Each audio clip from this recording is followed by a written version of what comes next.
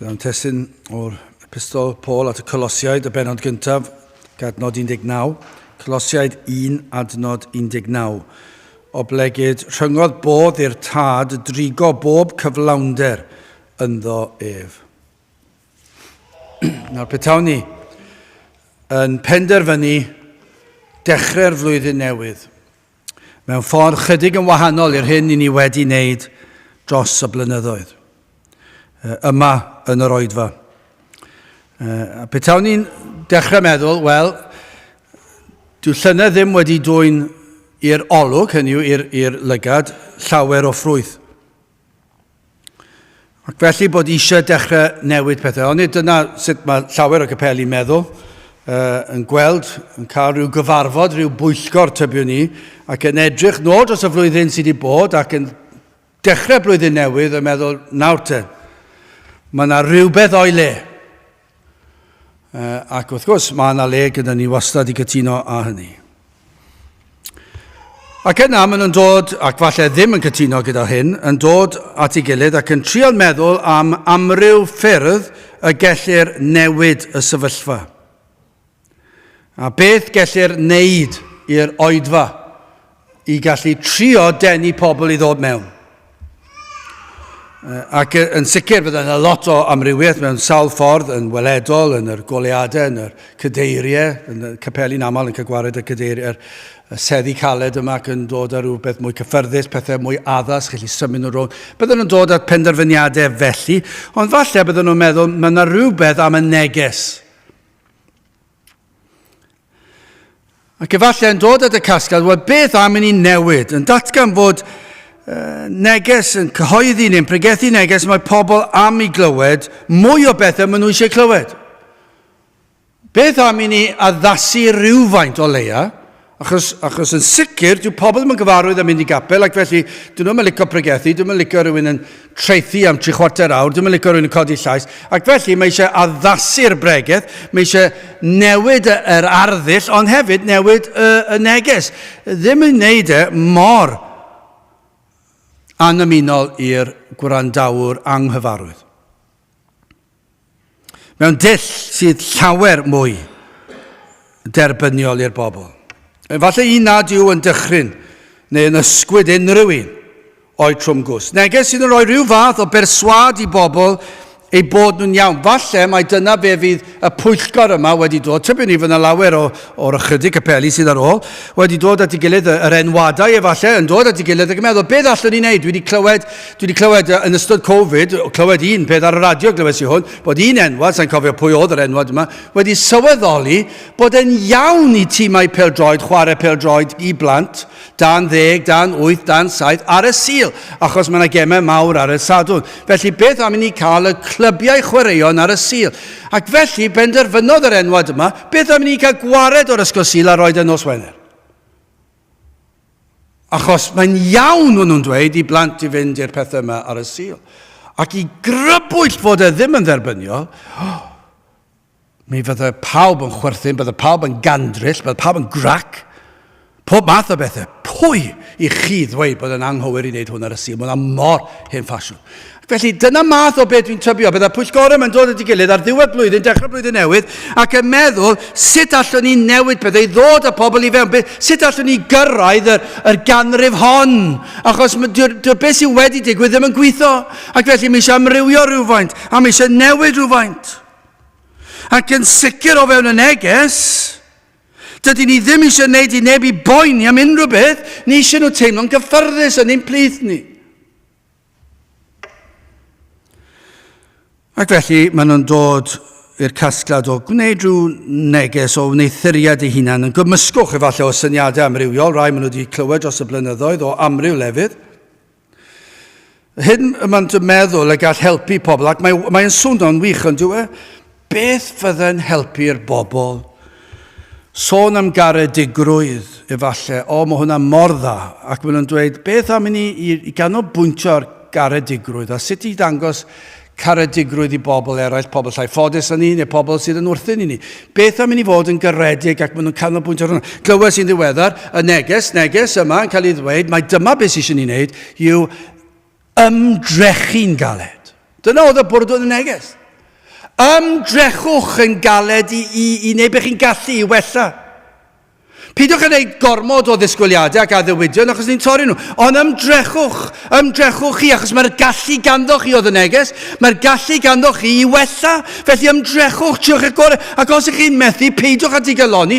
Peidwch fod yn galed ar ben eich hunan.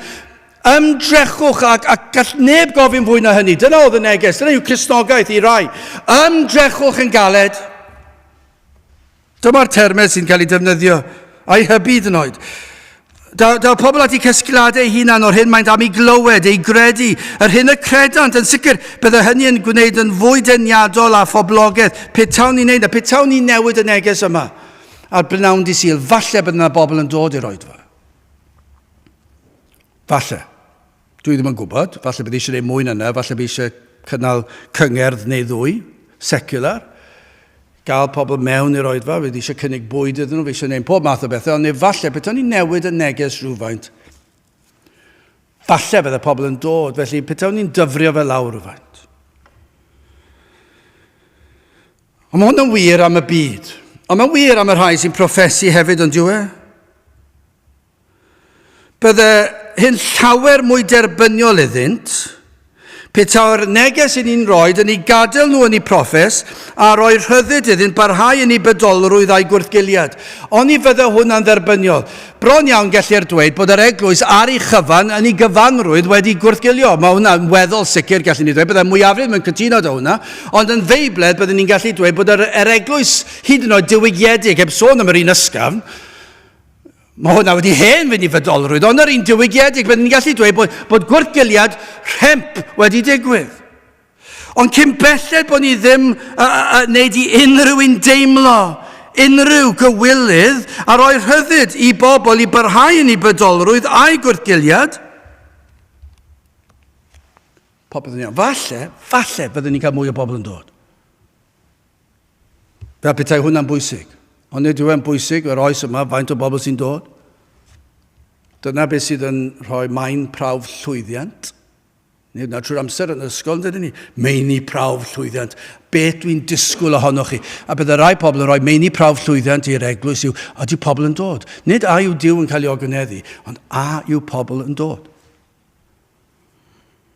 Ac ond nid oes na bwysau ar ddechrau blwyddyn newydd i ni newid rhywfaint. Nawr, wrth gwrs, cyn i unrhyw un fydd yn gwrando, fydd yn gwrthwynebu'n dweud, wel, mae eisiau ti newid, wel, wrth gwrs, ni'n gwybod hynny. A mae hwnna'n frwydr bersonol, mae rhaid i bob un ohono ni wynebu. Ond o ran ein safiad a ble ni'n sefyll, mae yna bwysau yn does. I ni newid rhywbeth, dwi ddim yn gweithio maen nhw'n dweud, os ych chi eisiau gwneud unrhyw beth, mae eisiau chi newid rhywfaint. Ond sut gallwn ni wneud y fath beth pan ni'n darllen adnod fel hon? Sut allwn ni'n wneud na? Sa'n gwybod sut mae'r eglwysi eraill i wneud e? Dwi ddim yn gwybod be maen nhw'n credu. Beth yw i safiad? Dwi ddim yn gwybod. Falle bod rhywbeth ganddyn nhw. Falle bod, falle ddim. Dwi ddim eisiau dweud bod nhw gyda rhywbeth rhag ofn nad oes. Ond dwi ddim eisiau chwaith dod â barn a dweud fy mod i'n gwybod nad oes dim i ganddyn nhw. Ond be dwi'n gwybod yw dyn nhw ddim yn gywir. Os nad yw'r addoliad yn barchus ac yn ofnus, os nad yw'r athrawiaeth yn ddiwygiedig, os nad yw Cris yn cael ei ddyrchafu mewn parchedig ofn, yna allan ni ddweud hyn, mae yna rhywbeth mawr o'i le. Ond be ni yn gallu dweud yw sut allwn ni gyfaddawdi, sut ni'n gallu newid, sut ni'n gallu hyd yn oed eisiau meddwl am newid unrhyw beth pan ni'n darllen adnod. Gwrandewch ar adnod 18. Ac efe yw pen corff yr eglwys, efe yr hwn yw'r dechreuad, y cyntaf anedig oddi wrth y meirw. A gwrandewch ar hwn, fel y byddai efe yn blaenori ym mhob peth. Mae Crist yn blaenori ym mhob peth. Nawr, os yw hwnna'n wir, does dim hawl gyda ni newid yr addoliad, yr athrawiaeth, y bywyd. Does dim hawl ganddo ni. Mae'r gair yn gwbl glir. Mae Cris sydd yn blaenori. Un ffordd sydd, un person sydd. A dyna'r unig ddewis sydd gyda ni. Felly does dim hawl da ni. Felly allwn ni ddod i'r casglad nawr. Ni wedi cael ein pwyllgor bach ni. Ni wedi dod i'r casglad. Does dim hawl cyfaddawdi. Does dim hawl newid i fod fel y byd. Does dim hawl meddwl am newid yr hyn sydd yn gair Duw. Rhaid mynd yn ôl gair Duw. Ac dyma pam. Achos Cris sydd yn blaenori ym mhob dim. Wel, yn gyntaf, yn ni edrych ar yr adnod sydd yn dilyn yr adnod yna. 19 y testyn o blegyd, rhyngodd bodd i'r tad drigo o bob cyflawnder ynddo fe. Yng Nghrist, pob cyflawnder ynddo fe. Felly yn gyntaf, hoffwn ni edrych ar ymdrech dyn sydd mor ffal, sydd mor gwrthwyneb i'r adnod yma y testyn. Yna cyflawnder Crist ei hun ac yn drydydd ac yn olaf un achubiaeth. Wel, yn gyntaf ymdrech dyn. Mor drist yw gweld ymateb dyn yn y byd dros y cynrifoedd i'r argyfwng sydd yn ei wynebu. Mae gair Duw yn dweud wrthym yr hyn yr ydym yn ei weld a pham fod dyn yn dangos yn dod at ei gysgliadau ei hun. Pam bod yna eglwysi yn cael ei pwyllgorau i feddwl am newid a trial gwella ac addasu'r neges a phob dim. Pam fod y byd yn gwrthod yn y lle cyntaf? Pam fod yr eglwys yn gwrthod yn y lle cyntaf? Beth yw'r rheswm am hynny? Beth yw'r achos pam fod y byd a'r eglwys drwy'r amser yn trio newid pethau? Ac yn gwrthod yr hyn sydd yn gair Duw. Ac yn trial addasu gair Duw a'i cyfieithiadau modern yn newid yr hyn sydd yn gair Duw achos dyn nhw ddim yn licio beth sydd yn gair Duw. Beth yw'r rheswm? Wel, mae gair Duw yn dweud wrthyn ni. A pham fod y dyn fel hyn, dyma yw'r canlyniad pechod. A mae pechod yn dallu yn llwyr yn ysbrydol.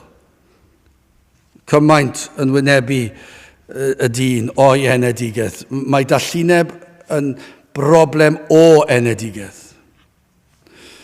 Beth ni'n gweld yw hyn. Y mae dyn yn ymdrechu yn ddyddiol i fyw. Mae yna fath ymdrech i fyw mwyn beth, mwyn cyrraedd penadaeth. Ni ddim yn gwybod pryd mae penadaeth yn mynd i fod. Ond mae dyn yn gweithio'n galed i fyw. Ac felly, yn yr ymdrech yma i fyw, ac i gyrraedd beth bynnag yw penadaeth, a fydd y mwyafrif yn dweud, dwi eisiau byw yn hen. Pan i chi'n gweld y dioddef sydd gyda'r henoed, chi'n gweld, wel, i ni'n byw, i ni'n dyheu i cael byw i fod yn hen, a chi'n gweld, dyna beth dwi eisiau gwneud, dwi eisiau cyrraedd fyna. A dwi eisiau cyrraedd fyna wedi llwyddo gyda iechyd a gyda phoblogrwydd a gyda swydd a gyda statws. Dwi eisiau cael fy nghofio pan byddai di mynd. Dwi eisiau i fy mhlant fy nghofio fi, ond dwi eisiau pobl eraill fy nghofio fi. Dwi eisiau cael enw lawr mewn llyfr hanes. Dwi eisiau i rywun gydnabod fy mod i wedi byw ar y ddaear. Ond dyna mwy neu lai beth sut mae pobl am fyw. Maen nhw am fyw, a maen nhw roi'r fath ymdrech i'w bywydau nhw. Mae'n wir yn waith caled, achos bob dydd y mae dyn yn gorfod wneud dewisiadau dyddiol sut y mae yn mynd i ymateb i fywyd. Sut y mae yn mynd i ymateb i bobl eraill, sut y mae yn mynd i ymateb i deimladau hun a'i amgylchiadau. Mae'n ymdrech yn diwedd o blant pan ni'n tyfu i fod yn hun. Mae dyn yn gorfod penderfyniau yw yn mynd i roi rhyw fath o ymdrech i helpu pobl eraill, neu a dwi'n mynd i llwyr fyw i hybu ei fywyd ei hun. Dyna'r dewis, a mae rai chi'n gweld yn amlwg, maen nhw'n byw i'w hunan. Mae'n amlwg, maen nhw wedi dod i'r penderfyniad, fi sy'n bwysig, a dwi'n mynd i gael beth bynnag dwi eisiau. A mae'n lawer felly.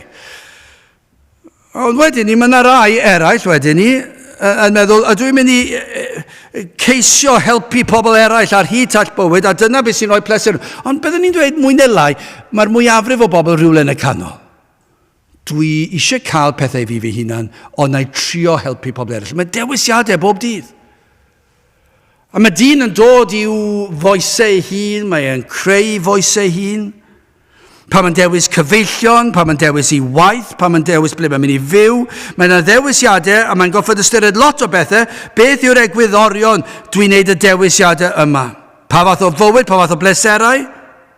Faint o ymdrech dwi'n mynd i roi mewn i bleser, faint o ymdrech dwi'n mynd i roi i'r teulu, a dwi'n mynd i ddewis yr holl bethau yna, a mae yna gymaint o ddewisiadau gan bobl i wneud.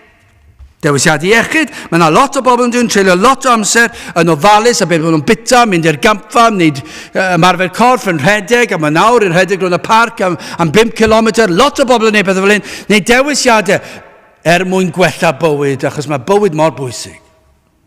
Ac ar ddechrau flwyddyn, mae yna addunedau di-ri yn cael ei wneud. Sut dwi'n mynd i wella fy mywyd i, ac falle helpu pobl eraill hefyd. Ond yn hyn i gyd, mae angen penderfynu a yw yn mynd i ddilyn y dorf, neu a dwi'n mynd i gael cymysgwch o syniadau. athroniaethau bywyd. A fydd y mwyafrif o bobl yn dod at ryw gymysgwch o syniadau sut maen nhw'n mynd i fyw. Maen nhw wedi penderfynu sut maen nhw'n mynd i fagu plant. Tebyg i bobl eraill, ond ddim cweit. Tebyg i fel y mam a dad yn magu fi, ond ddim cweit. Dwi'n credu bod eisiau gwella fe, a maen nhw'n dod i'w casgliadau hun ar sut i fyw.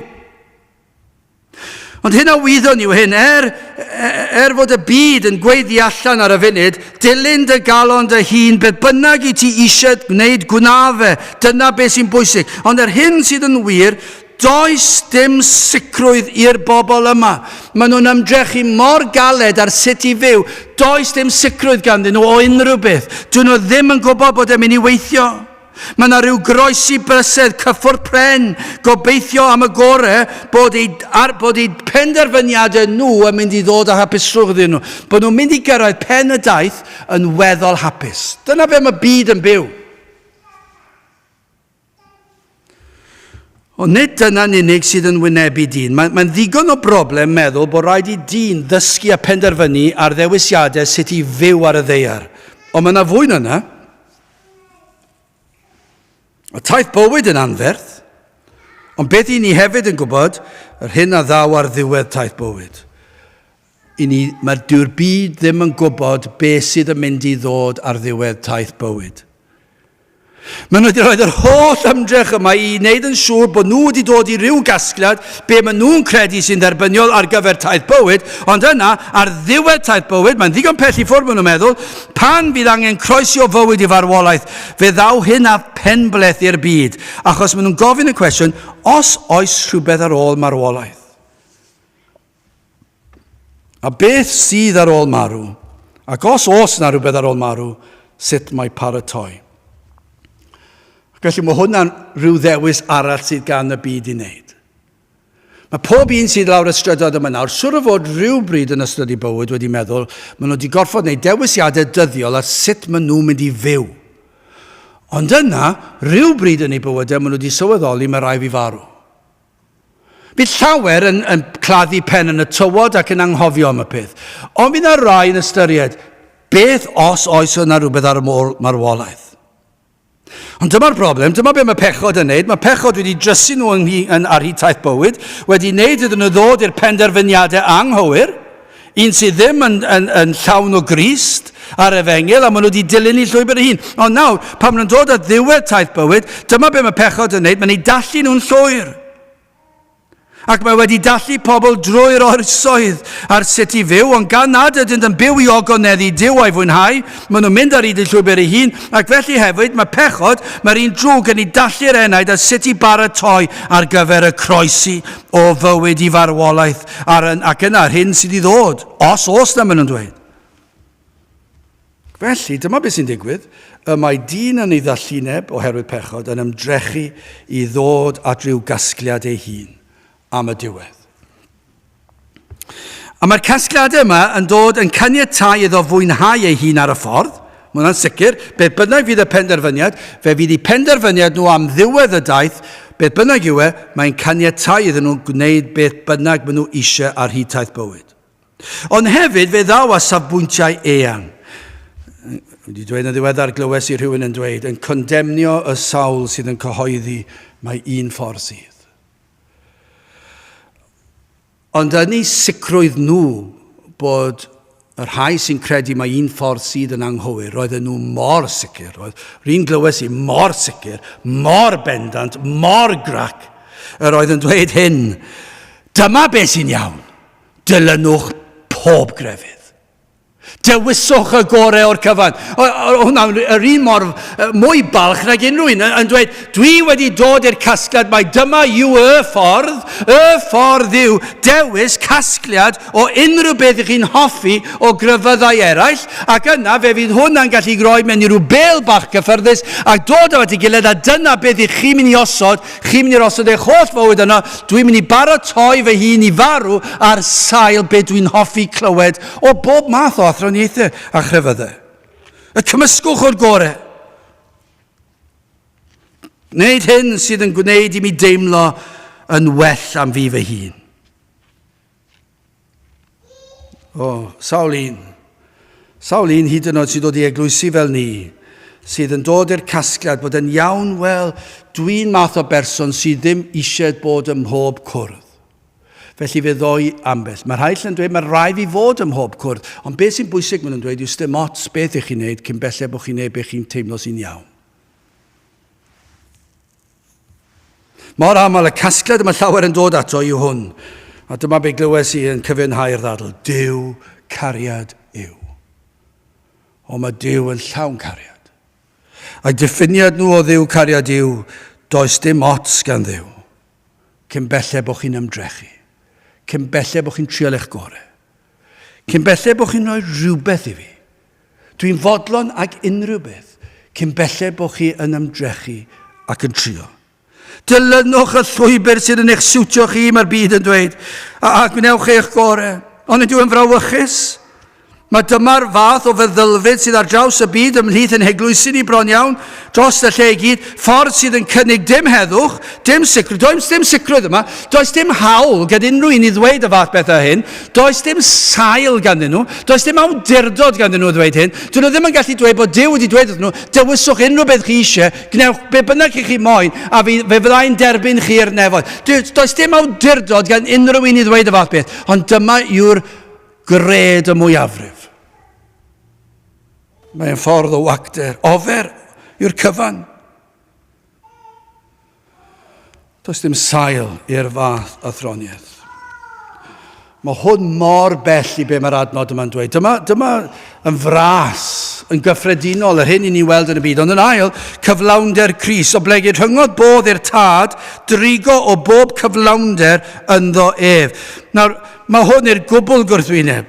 A dyma pam ni'n gallu dweud i sicrwydd, i gadernid, mae fath awdurdod yn ni o air Duw i ddweud fod y byd a'r proffesor ffals mor anghywir, does dim hawl yn o ddweud y fath beth, does dim sail, nid yw Duw wedi dweud wrthyn nhw, dyw Crist ddim wedi dweud wrthyn nhw.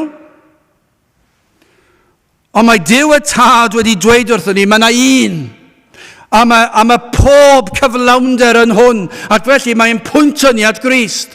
Dyma yw'r ateb i bob dim.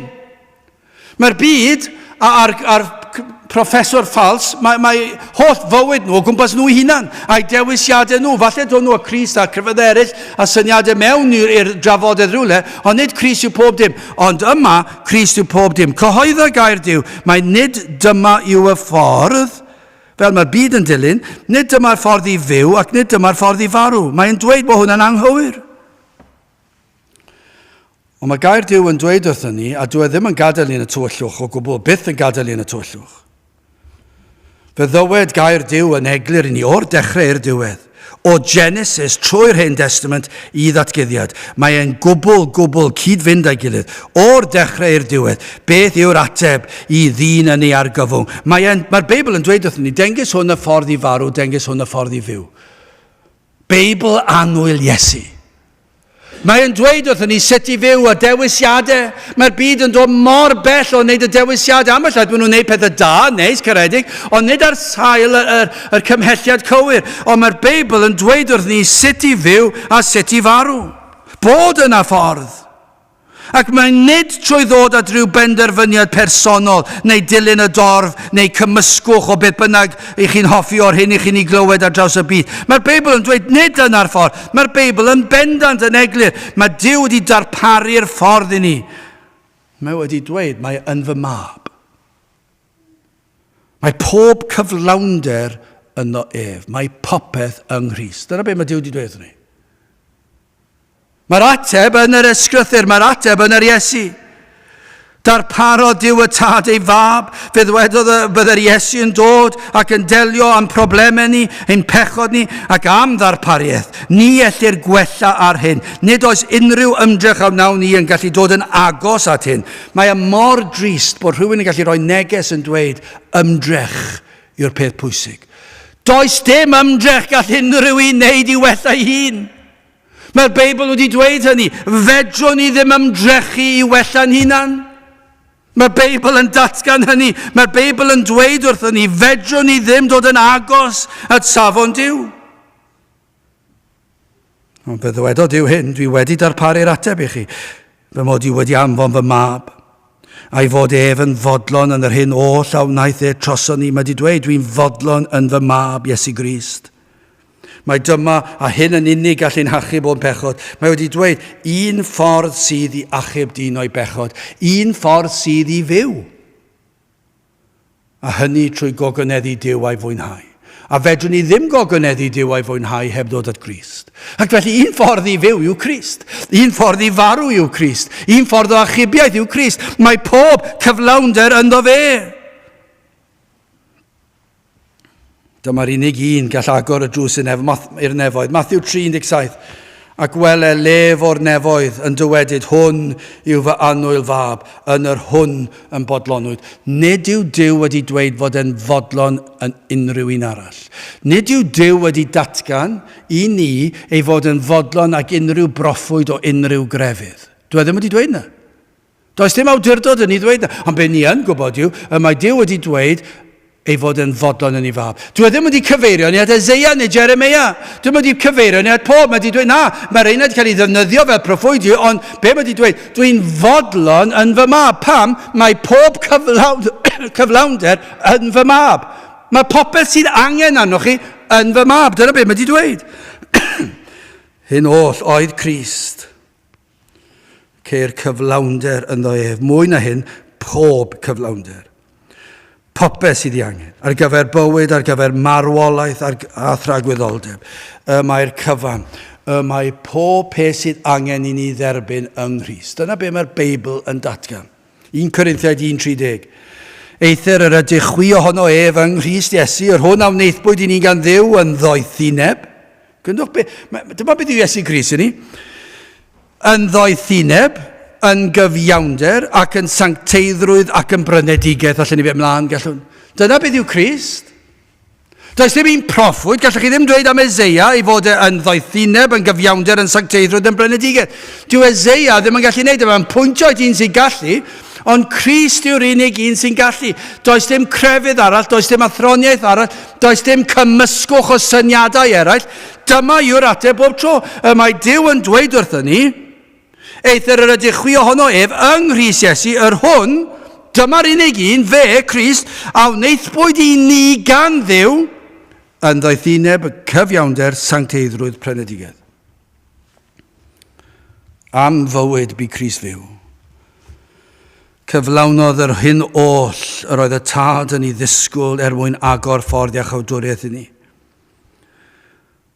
Daeth yn cynrychioli fel dyn ac am fywyd bu fyw. O berffeithrwydd llwyr, ni bechodd Iesu'r un pechod. Fe fodlonodd tad, fe gadwodd gyfraith. Mae yn gyfiawnder i ni, mae yn berffeithrwydd i ni. Mae wedi cadw'r gyfraith yn llwyr i ni. Nid oes un o'n hymdrechion ni'n dod yn agos at hyn. O na fydde rwy'n yn dweud wrth pobl, peidiwch ac ymdrechu blesio Duw. Ond dewch at yr un sydd wedi bodloni Duw yn eich lle. Bydde hwnna wedi bod lot o well. Bydde'r neges yna wedi bod yn fwy beibledd. Dewch at yr un sydd yn gyfiawnder. Peidiwch chi a trio gwella chi na. Na, bydde rwy'n yn dweud, o, chi'n hybu byw bywyd o bechod. Na, achos ar ôl dod i Grist, ni'n derbyn o'i gyfiawnder a nerth i fyw mewn ffordd sydd yn gogoneddu Duw. O, mae hwnna'n am amser arall. Ond Iesu Grist sydd wedi talu'r pris am ein rhyddid ar y groes, cosbwyd Crist yn fy lle fi. Dioddefod Crist am gosb am bob un o fy mechod ei. Nid oes un pechod yn cael ei adael allan. Nid oes un yn rifrwnt i Grist i ddelio ag ef. Mae e'n gallu golchi pob staen yn lan. A dim ond fe oedd yn gallu gwneud y fath beth. Pam? Gan ei fod ef ei hun yn Dduw holl alluog hefyd. Mae yn Dduw y tad a'r mab, ond Dduw a Iesu Grist yn Dduw y mab. Mae Crist yn llawn nerth. Mae yn holl alluog. Does dim byd yn rian oedd fe. Psalm 2, adnod 78. Dyma'r un mae gair Duw yn pwyntio ato i ddelio gyda'n problemau ni. Psalm 2, adnod 78. Mynegaf y ddedd, dywedodd yr arglwydd wrthyf, fy mab ydwyt. Mae fi heddiw ath genhedlais. Gofyn i mi a rhoddaf y cenhedloedd yn etifeddiad i ti, a therfynau y ddear eithfeddiant.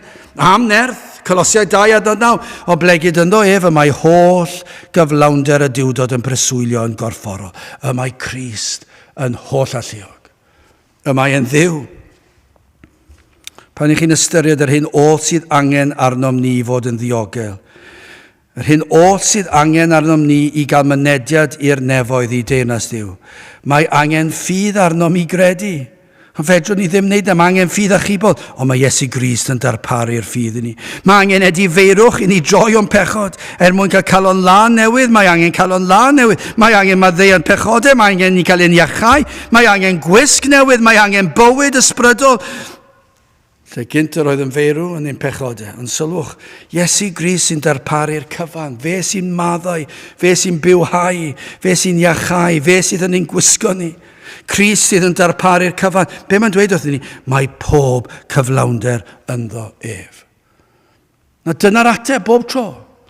Iesu Grist yw'r ateb bob tro. Mae e'n syml fydde'r rhaid chi'n gorsymleiddio fe nawr. Na, ni'n gorsymleiddio fe. Mae e'n ddirgelwch. Mae yna fawredd o ddirgelwch yn y pethau yma. Ond mae e hefyd mor syml. Os ych chi am sicrwydd cadwedigaeth, sicrwydd iachawdwriaeth, sicrwydd bywyd trygwyddo, os ych chi am ddysgu sut i fyw a sut i farw, dewch at Grist. Pam? Mae pob cyflawnder ynddo fe. Dyna'r ateb bob tro. Wel, yn olaf yn drydydd, un achubiaeth sydd yna. Gai ofyn i chi at bwy y trowch felly. A wnewch chi ymdrechu i wella'ch hunan. Fel fi na lawer yn ystod y dyddiad, tybio ni beth yw e nawr, 4 o Ionawr. Byddwn ni'n tybio erbyn y 4 fydd hen roi'r ffidil yn y to wedi digwydd o'r addunedau fuodd ar y cyntaf. Achos mae'r flwyddyn newydd yn teimlo fel oes yn ôl, yn barod. Mae'n teimlo fel wythnosau yn ôl. Ac os ych chi wedi trio gwella eich hunan yn y 30 diwetha, byddwn ni'n tybio bod chi wedi hen flino arni erbyn hyn. Fydd yr hen ffyrdd yn dod yn ôl. Ond hyd yn oed os chi'n gallu ymdrechu am chydig bach mwy. At bwy y trowch, ond newch chi barhau ymdrechu a gobeithio fydd yn ddigon i gyrraedd diwedd y daith ac yn gobeithio bydd Duw yn fodlon gyda'ch ymdrechion chi. A falle bod chi'n gobeithio felly bod y Beibl yn anghywir. Hynny yw drwy draw. Byddwch chi'n licio'r rhannau o'r... Dyma be glywes i. Bod yr holl ysgrythyr yn afiach mwy neu lai, ond bod yna lot o berlau o hyfrydwch yn y Beibl. Dyna be dwi wedi clywed yn cael ei ddweud. Mae'n ofnadw.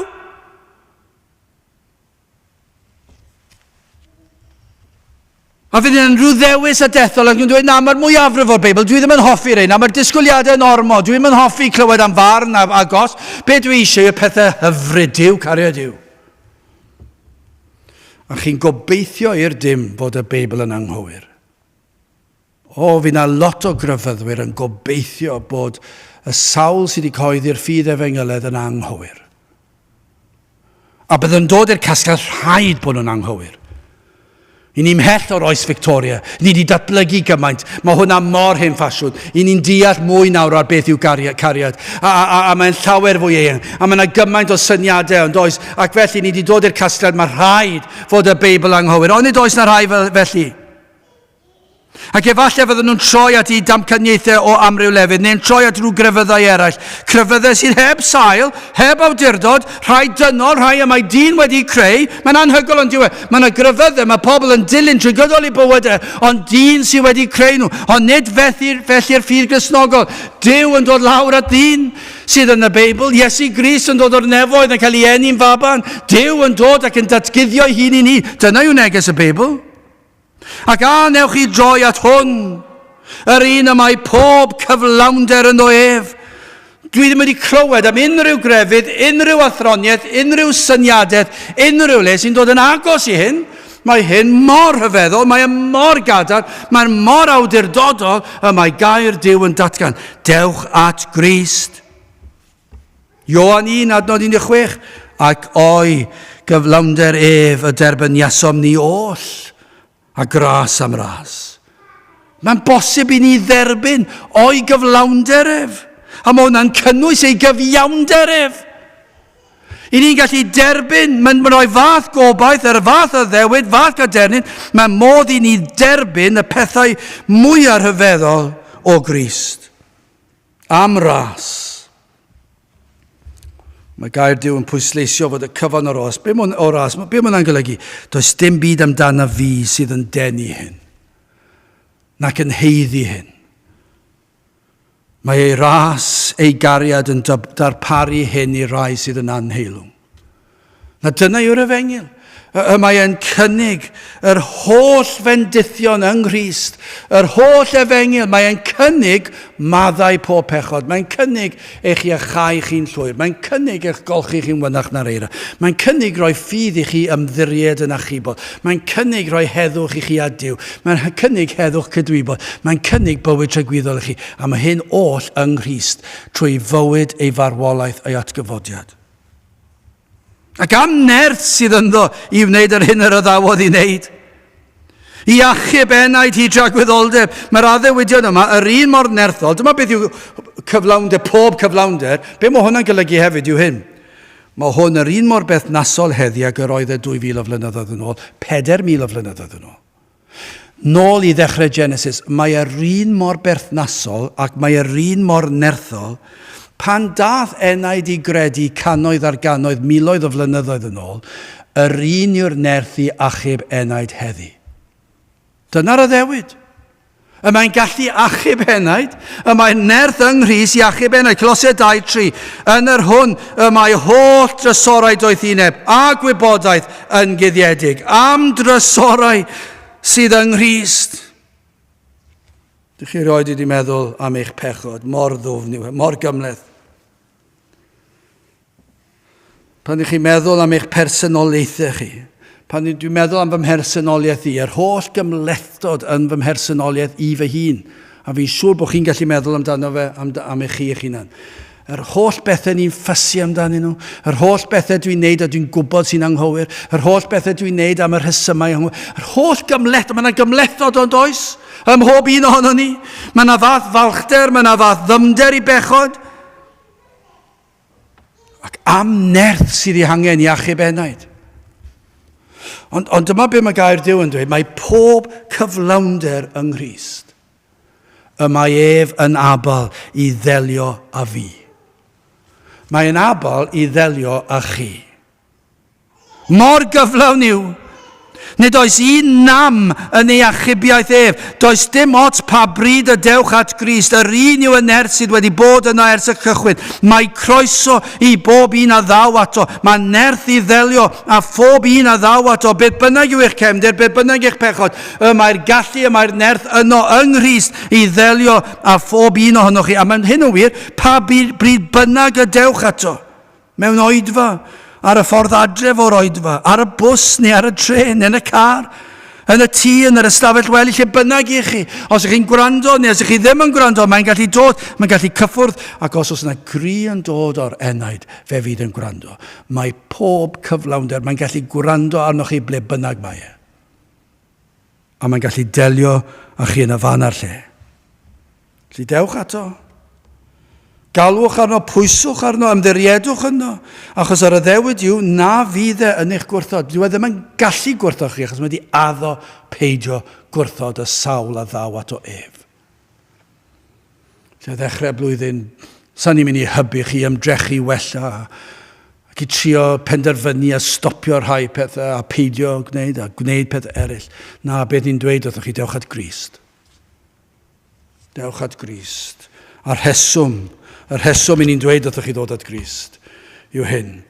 Oblegyd rhyngodd bodd i'r tad, drigo o bob cyflawnder ynddo ef. Gadewch i ni weddio. O Dduw, i ni yn diolch i ti am yr arglwydd Iesu Grist. Ac yn diolch fod yr hyn oll sydd angen ar ein heneidiau ni ynddo ef. Yr hyn oll sydd angen ar gyfer taith bywyd. Ond hefyd yr hyn oll sydd angen wrth i ni gamu dragwyddoldeb. Te'r gweithiau neu'n plith, arwain yn neidio droed y groes, sy'n ni'n gofyn yn ôl trwy enw ac heiddiant ein harglwydd Iesu Grist. Amen.